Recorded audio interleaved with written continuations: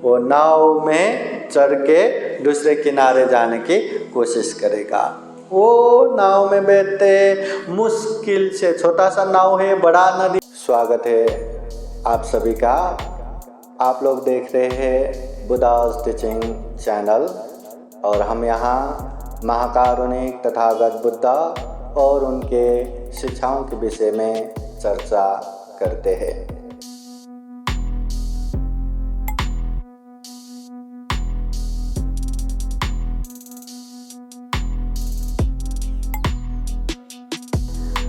महाकारुणिक तथागत बुद्धा जो धम्म की बातें बताते हैं वो धम्म नाव के उदाहरण द्वारा समझाते हैं। नाव का काम क्या है? एक किनारे से दूसरे किनारे जाना, बहुत बड़ा नदी सागर पार करके जाना। उसी तरह धम्म का काम है जीवन में अनेक दुख तकलीफ है, अनेक समस्या है, टेंशन है, पीर चिंता तनाव उत्पीड़न है, उससे दूर सुख शांति की तरफ लेके जाने वाला वो धम्म है। इसलिए धम्म जीवन जीने की कला है, धम्म जीवन जीने की मार्ग है। धम्म जितने भी जीवन में समस्या है हर समस्या का समाधान है। धम्म जीवन में अनेक अनेक दुख है, वो दुखों का मुक्त मतलब दुख मुक्त मार्ग है धम्म। इसलिए धम्म को अच्छे से जान के समझ के पालन करना बहुत जरूरी है। जिस तरह एक नाव, कितना भी बड़ा सागर होने दो, कितना भी बड़ा नदी होने दो, भले ही हम वहाँ तैर के नहीं जा सकते, भले ही वहाँ आर पार करने के लिए कोई पुल बनाना हो, फिर भी वो नाव हमें आराम से एक किनारे से दूसरे किनारे लेके जाते हैं। वैसे ही ये धम्म को अच्छे से जाना सीखा और वो धम्म के सहारे हम चलते चलते गया तो एक किनारे से दूसरे किनारे मतलब दुख से दुख मुक्ति की तरफ जा सकते हैं। ये महाकारुणिक तथागत बुद्ध के उपदेश है। नाव समान धम्म का उपदेश देते हैं। महाकारुणिक तथागत बुद्ध ने जीवन भर जो धम्म का उपदेश दिया, तथागत बुद्ध के महापरिनिर्वाण के बाद उनके 500 अरहत शिष्य भिक्षुओं ने तथागत बुद्ध के धम्म और विनय को संग्रह किया। बाद में वही धम्म और विनय को त्रिपिटक ग्रंथ के रूप में संग्रह किया। वो त्रिपिटक में तथागत बुद्ध के 84,000 धम्म स्कंद, 84,000 धम्म देशना उसमें संग्रहित है। उसमें से त्रिपिटक का 3 प्रमुख पिटक है, सुत्त पिटक, विनय पिटक, अभिधम्म पिटक। पहला सुत्त पिटक में भी 5 प्रमुख निकाय ग्रंथ है, दीघ निकाय, मध्यम निकाय, संयुक्त निकाय, अंगुत्तर निकाय, खुदक निकाय। तो ये 5 निकाय ग्रंथ में दूसरा मध्यम निकाय। मध्यम निकाय के एक अलग दूपम सुत्त में तथागत बुद्ध एक उदाहरण द्वारा समझाते हैं कि धम्म क्या है। एक उदाहरण द्वारा तो तथागत बुद्ध समझाते हैं, कोई एक सुनसान राह पे कोई एक व्यक्ति चल रहा था और जंगल के राह में चल रहा था। अब जंगल तो ऐसी जगह है जहाँ लोग ज़्यादा चलता नहीं। अब जब ज़्यादा चलता फिरता नहीं तो वहाँ स्पष्ट रास्ता दिखता है क्या? दिखता नहीं। रास्ते में भी अनेक तरह के पेड़ पौधे उगता है, घास होने लगता है, तो कहाँ रास्ता दिखता है? तो वो एक इंसान जंगल के रास्ते में चलते चलते जा रहा था। जाते जाते जाते जाते उसको रास्ता ही नहीं दिखाई दिया, रास्ता ही नहीं दिखाई दिया। फिर यहाँ देखता है, यहाँ से चलता है वहाँ भी रास्ता नहीं, वहाँ से चलता है वहाँ भी रास्ता नहीं, इधर उधर चारों ओर चलता है, रास्ता ही नहीं दिखता। अभी जाते जाते चलते चलते जंगल के बीचों बीच पहुँच चुके। देखते हैं चारों ओर घना जंगल है, जहाँ जहाँ देखे पेड़ पौधे ही है, इतना घना जंगल। ऐसे घना जंगल देख के अभी वो डर जाते, अरे इतना भयानक जंगल है, कहीं भी कभी भी कहीं से भी जंगली जानवर वहाँ से निकल आया तो उसका तो शिकार कर देगा, उसको तो मार डालेगा।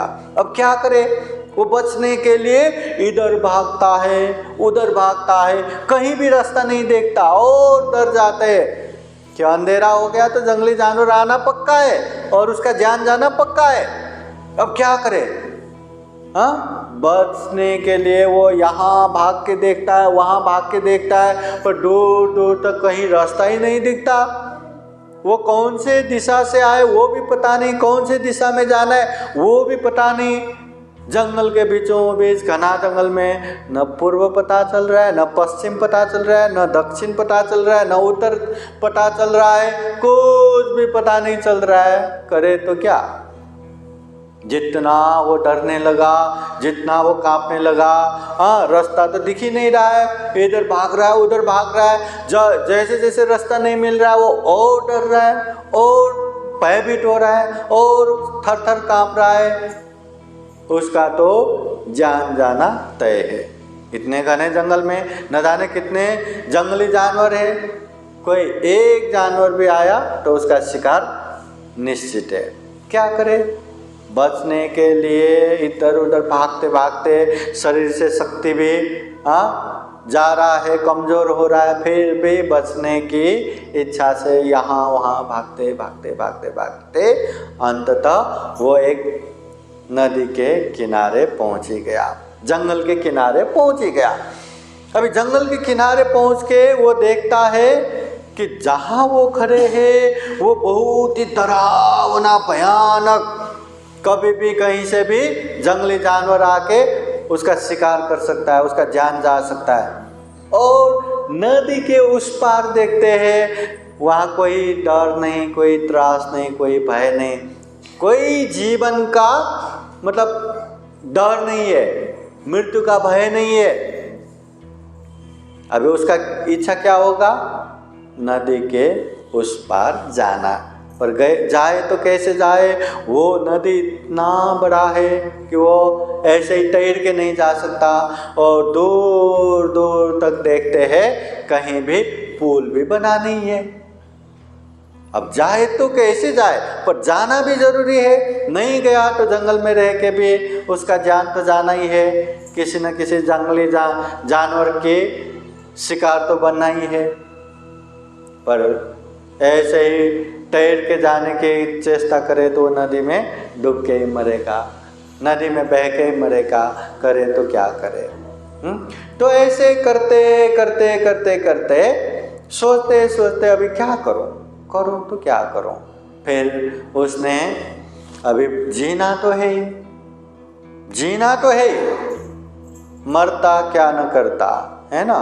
तो वो यहाँ वहाँ से अभी लकड़ी जमा करते हैं, यहाँ वहाँ से पेड़ में रस्सी जैसा जो रहता है ना, ऐसे पेड़ भी वहाँ से रस्सी जैसा भी लाते हैं।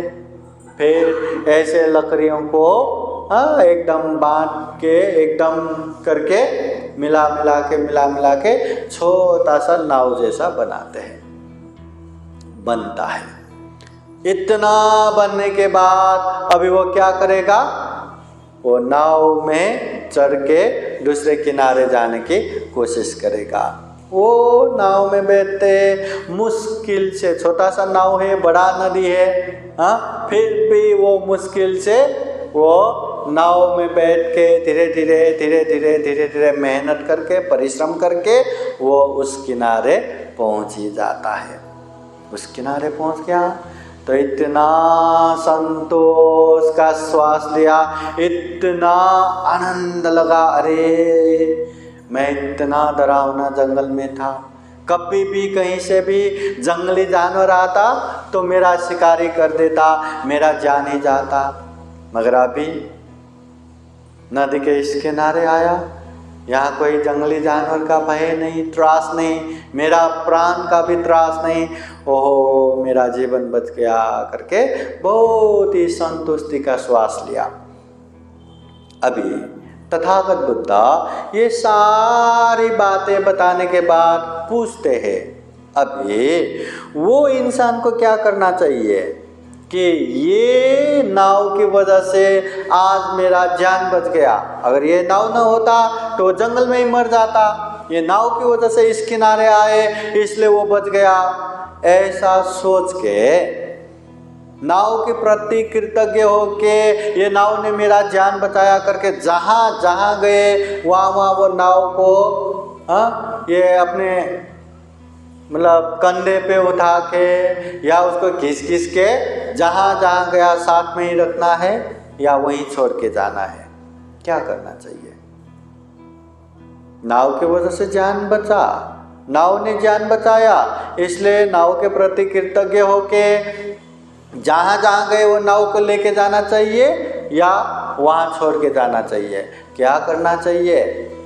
तथागत बुद्ध पूछते हैं क्या करना चाहिए?